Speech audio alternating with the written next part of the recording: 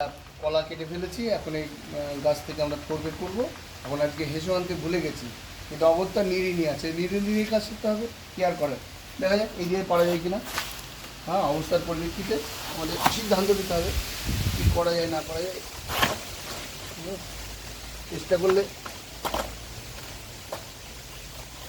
সবই হবে।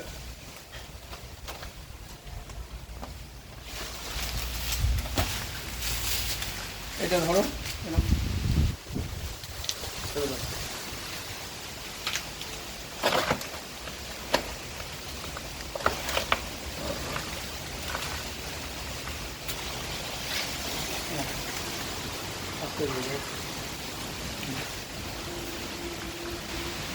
কেটে দিবি না।